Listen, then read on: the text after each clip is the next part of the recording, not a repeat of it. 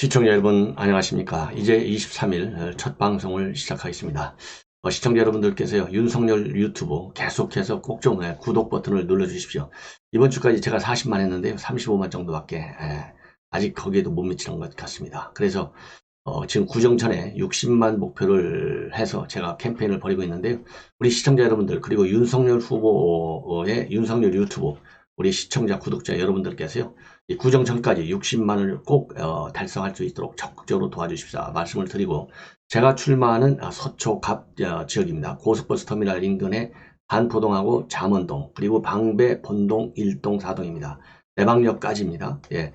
여기에 계신 지인분들께 전옥현을 지지하실 수 있도록 이번 이 서초갑 보궐선거는요, 오래간만에 우리 주민의 손으로 말하자면 의원 후보를 뽑도록 되어 있습니다. 그래서 우리 시청자 여러분들께서 제가 반드시 공천을 받아서 공정, 상식이 말하자면 살아있는 그런 것을 우리 대한민국 정권 교체를 바라는 우리 국민들에게 보여줘야 되겠다. 그래서 저는 오랫동안 2년여 동안을 당협위원장으로서 열심히 정말 우리 주민들과 소통을 해왔고요. 또 이 안보 전문가로서 우리 당의 여러 가지 외교안보 정책, 그리고 문재인의 정책 비판에 또 적극적으로 동참하고 있고, 현재도 윤석열 후보 당선을 위해서 정권 교체를 해서 열심히 뛰고 있습니다. 이러한 저의 진정성, 정말 뭐 외지에서 날라와 가지고 여기를 먹겠다고 권력의 하이에나처럼 뛰어다니는 선수들이 있어요. 이거 반드시 우리 서초 갑지역 주민 여러분들의 자존심으로 지켜내리라 믿어 의심치 않습니다. 그래서 서초 갑지역에 있는 이 유권자 여러분들에게 제 방송을 좋아하시는 분들, 나라를 지키겠다는 일념으로 유튜브 방송을 보시는 우리 유권자 여러분들께서 저를 확실하게 좀 지지해 주시면 대단히 고맙겠다는 말씀드립니다.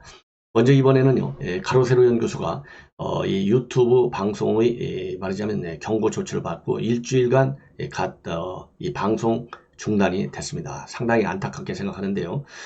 이 뭐 때문에 그러냐면 이 코로나 때문에 그래요.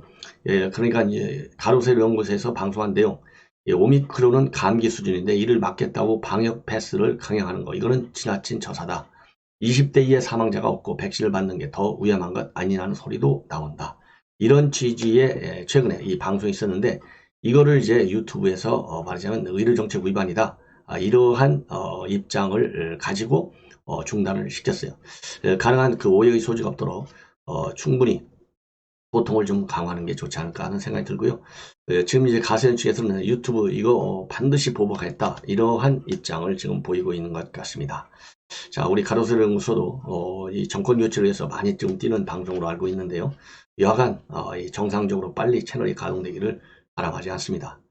자, 이번에는요, 우리 윤석열 후보 최근에 이제 충청 지역을 싹 돌았어요. 그래서 공약 15개를 내면서 지금 충청 지역의 여론이 아주 확고한 우리 윤석열 후보로 넘어가는 그런 변곡점에 와 있지 않나 하는 생각이 드는데, 여전히 여론조사 기관에 따라서 좀씩 왔다 갔다 해요. 예를 들어서 KBS 이거 여기 조사에 의하면 그래도 윤 후보가 최근 조사에 의하면 한 5% 정도 앞섭니다. 32% 대 37.5. 그런데 또 이 조선일보에서 의뢰한 조사를 보면요, 윤 후보가 또 한 4% 밀려요. 34.7 대 30.5.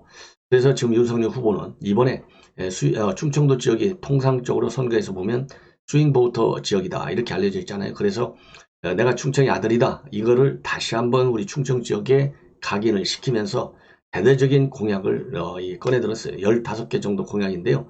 이거 대한민국의 말하자면 충청권을 완전히 한 가운데 허리잖아요. 여기를 바꾸면서 대한민국의 지형을 바꾸는 그런 엄청난 개발 공약을 냈습니다.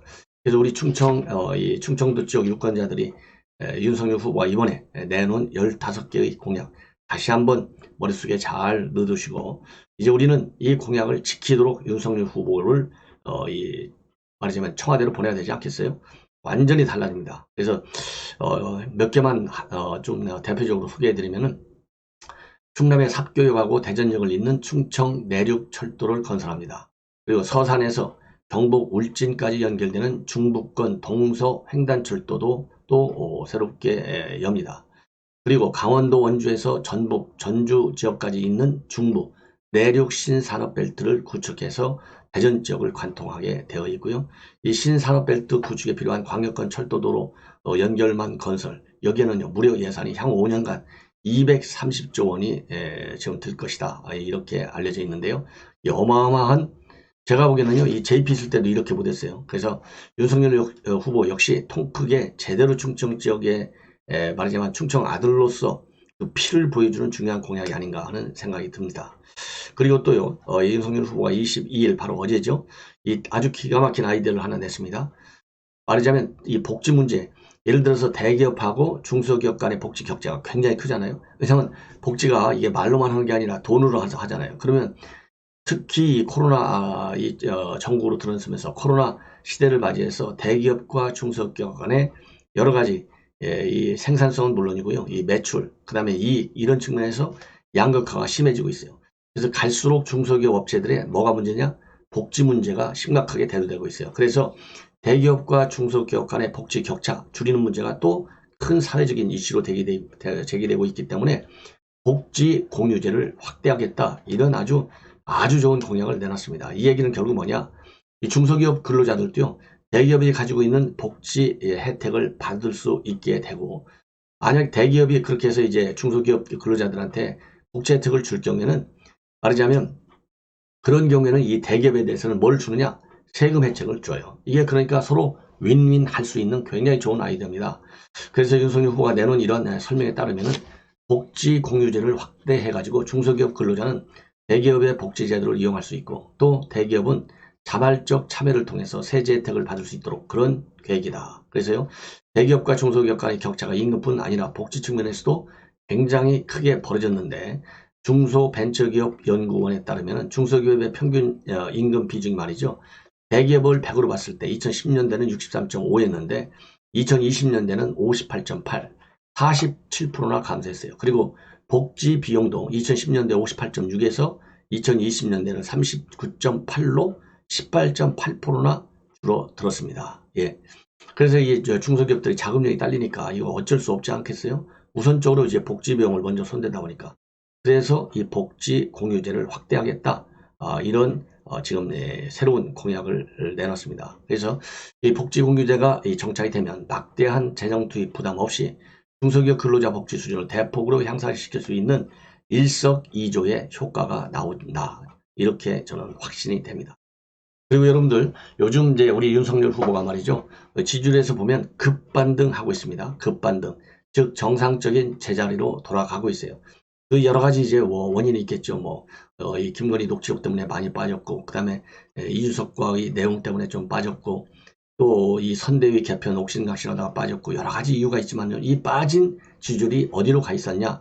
대부분이 이재명한테 안 가고요, 전부 다 거의 안철수 후보한테로 갔어요. 그래서 지금 전문가들 사이에서는 이 안철수 후보가 대체적으로 주목을 받으면서 그쪽으로 이제 앉아 있다가 지금 다시 정상으로 돌아오면서 가빠른 회복세를 보이고 있다. 그래서요, 이 안철수 후보가 일종의 대안 후보로서의 안전판 역할을 한 것이 아니겠느냐. 그래서 급격한 V자 반동을 지금 벌이고 있다, 이런 지금 분석이 힘을 얻고 있습니다. 예. 자, 그래서요, 이제 사실상 이렇게 여론이 계속 서로 갈팡질팡 왔다 갔다, 그나마 출렁거리는 이러한 대선은 이번이 처음이다. 이것이 지금 여론조사 전문가들의 일반적 평가입니다. 그래서 이번 선거에서는 그야말로 초박빙 1% 선거가 될 것이다, 이런 전망이 상당히 많이 지금 나오고 있어요. 자, 그러다 보니까 윤석열 후보와 그 다음에 안철수 후보, 국민의힘 지지층과 국민의당 지지층, 제로섬 관계가 아니다는 겁니다. 서로 겹치면서 뭐라 그럴까요? 이탈 지지층, 즉 윤 후보의 이탈 지지층이 이재명 쪽으로 가지 않고 이 안철수 후보로 가 있는, 그래서 안전판 역할을 하고 있다, 그래서 우군이 될 수 있다, 이러한 이 전문가들의 평가가 많이 나오고 있습니다. 그래서 결국은 이것이 이제 단일화 과정을 거쳐서 윤석열 후보 쪽으로 넘어오는 것이 아니냐, 이러한 이 평가가 힘을 얻고 있어요. 그래서 이제 안철수 후보와 관련된 뉴스도 우리가 좀 더 잘 챙겨봐야 되지 않겠느냐 하는 생각이 드는데요. 안철수 후보가 어제 민주노총 강성 귀족 노조를 혁파하겠다 이런 입장을 내놨습니다. 이 강성 노조 싸우는 것은 우리 홍준표 의원이 뭐 대대적으로 명성을 받고 있잖아요. 그래서 이번 경선 기간에서도 이 홍준표 의원도 이 강성 귀족 노조 반드시 제거하겠다 이런 입장을 보였는데요. 안철수 후보도 비슷한 생각인 것 같습니다. 그래서 어제 내놓은 입장을 보면 민노총 핵심부는 우리 사회의 큰 해악 세력이다. 청년과 대한민국 미래를 위해서 강성 귀족 노조를 혁파하겠다. 그리고 강성 귀족 노조는 기업의 성장과 청년을 위한 일자리 창출의 걸림돌이다. 예, 특권 집단이고 무소불위의 권력 집단이다. 예, 이런 비판을 내놓고 있고요. 당선되면 강성 귀족 노조의 때법과 불법 좌시하지 않겠다. 법치주의를 무시하고 공공력을 우습게 여기는 불법 주기는 반드시 엄단 뿌리뽑겠다. 그리고 고습, 고용세습, 채용장사로 기득권을 강화하며 우리 청년들의 일자리를 없애고 꿈을 짓밟는 짓도 기필코 막겠다. 이제 노사 갈등의 시대를 끝내야 하고 사용자는 노동자를 존중하고 노조는 노동자들의 진정한 울타리자 기업 성장의 중추가 되어야 한다. 그 시작은 강성 귀족 노조를 혁파하는 것이다. 그래서요, 이 홍준표 의원이 이제 과거서부터 뭐 경남지사 할 때부터 강성 귀족 노조하고 많이 싸웠어요. 그리고 이번 경선 기간에서 보면 우리 윤석열 후보도 강성 귀족 노조는 용납치 않겠다 이런 입장을 가지고 있기 때문에 이 강성 노조 당연히 손 봐야죠. 이건 뭐 사실상요 정상적인 노조 활동을 하는 이 노조 계층에서도 이런 강성 노조 때문에 얻는 피해 상당히 크리라고 봅니다. 그래서 여기에 우리가 정말 힘을 합쳐야 되는 것이 아니겠느냐 이런 입장 생각이 들고요. 그 다음에 지금 이제 안철수 후보 또 최근에 내놓은 것 중에는 이제 녹취록이 없는 대선. 그래서 그 다음에 또 이 김건희, 그 다음에 이재명 욕설 파일 다 이게 녹취록이잖아요. 그래서 본인만 미래를 얘기하고 있다. 그래서 양비론 쪽으로 나가고 있어요.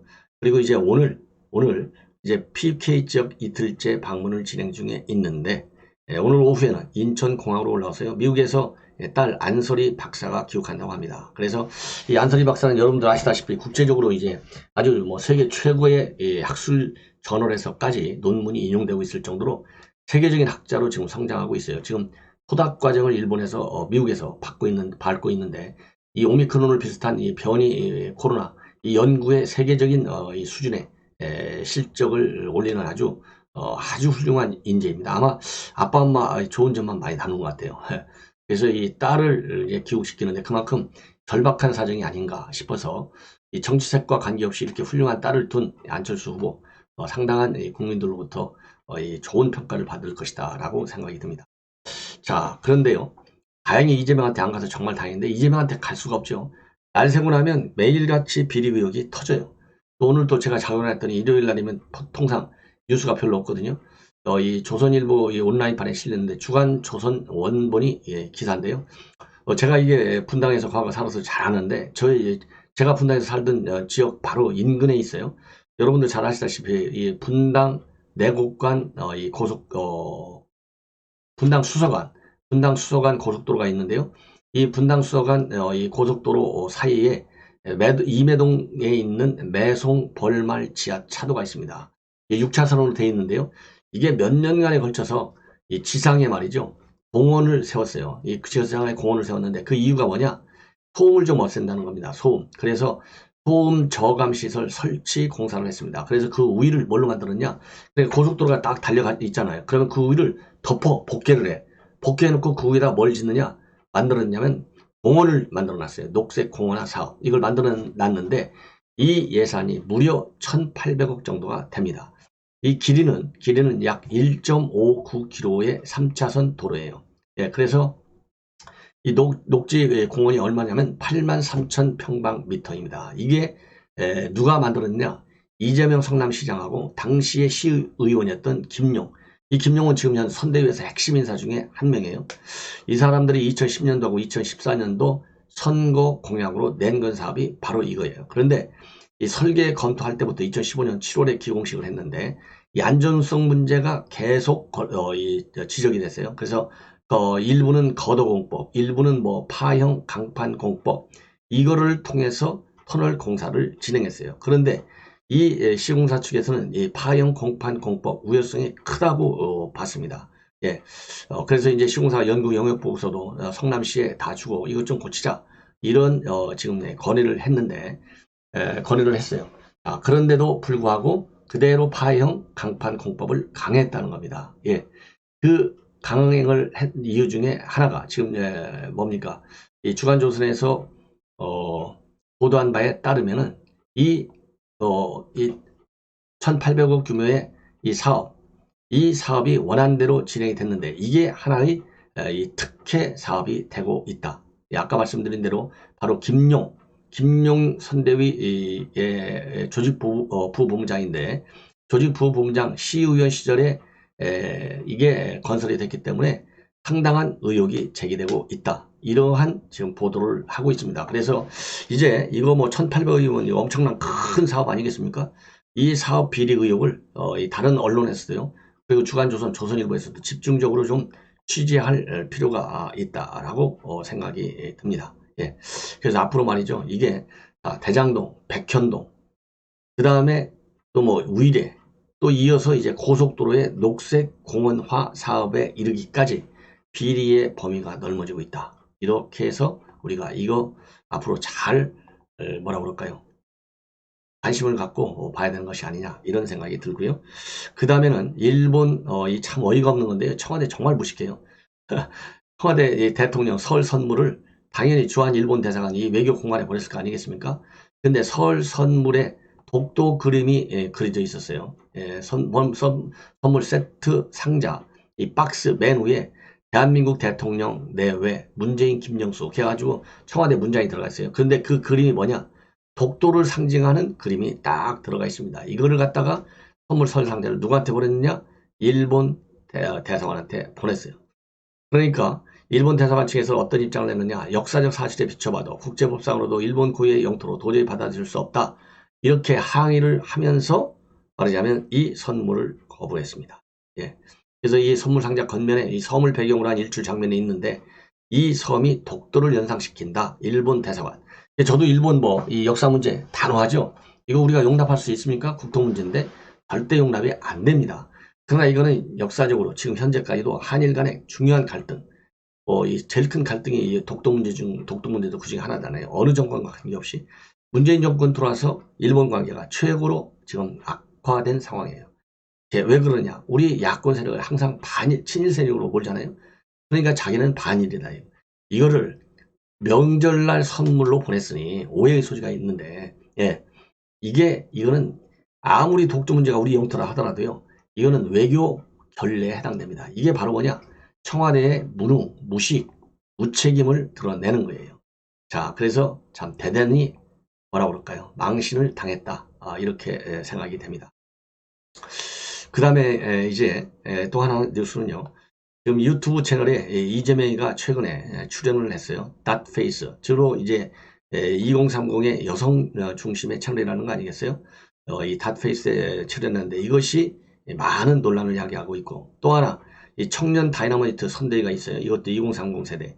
여기가 또 문제를 제기하고 있어요. 왜냐하면 청년 선대위에서 활동하고 있는 구본기 생활경제연구소장도 최근에 또 이 논란이 많은 그러니까 자기네들은 이 수준이 높다. 민주당 자기네는 수준이 높다. 이런 얘기를 해서 상당히 논란이 됐고 이 닷페이스의 페미니스트 방송인데 여기에 또 이재명이가 출연해서 또 논란을 야기하고 있고 자 그러다 보니까 지금 이제 무슨 문제가 있느냐 지금 이재명이가 하는 것마다 지금 워낙 급하니까 20대 남자를 좀 잡아야 되잖아요. 20대 남자가 전부 윤석열 후보 쪽으로 지금 와 있어요. 지금 엄청나게 가빠른 속도로 이동을 하고 있어요. 자, 이래서 성급한 마음에 지금 이제 2030을 공략하겠다고 닷페이스 출연. 그 다음에 이제 아까 말씀드린 대로 뭐라 그럴까요? 청년 다이너마이트 선대를 활성화시키고 이런 게 있는데 이게 전부 역풍을 야기하고 있다. 그러면서요. 그러다 보니까 청년 선대의 홍서윤 대변인이 자, 뭘 모를 때는 떠들지 말고 가만히나 있으면 중간이나 간다던 어르신들 말씀이 새삼 떠오른다. 이러면서요. 뉴미디어가 얼마나 부족길래 이렇게까지 야단 법석인데 정말 이해가 되지 않는다. 예. 그러면서 이제 20대 지금 남성들 잡겠다는 이재명 후보의 이런 활동이 상당한 역풍을 일으키고 있다. 예. 이게 바로 뭐냐? 맨날 욕설만 하고 이 김부선 스캔들 있고 온갖 불륜설 다 나오고 예, 그 다음에 김영건과의 녹취록, 또 그 다음에 뭐 화장실에서 또 넘어졌는지 뭐 이런 거 가지고 또 많은 또 루머가 돌고 이러다 보니까요. 이대남, 이게 뭐 얼마나 훌륭한 사람들이에요. 지금 미래의 대한민국 주인공들인데 이 사람들이 이재명의 이런 말하자면 작전에 말려들겠습니까? 진정성 있게 나오십시오. 이게 저의 당부입니다. 시청자 여러분, 이것으로 제 오늘 첫 방송을 마치겠습니다. 알람을 설정해서 많이 시청해 주시고 윤석열 유튜브 적극적으로 좀 가입을 좀 해주시고요. 손옥현 이번에 서초가 보궐선거 많이 지지해 주시면 대단히 고맙겠습니다. 감사합니다.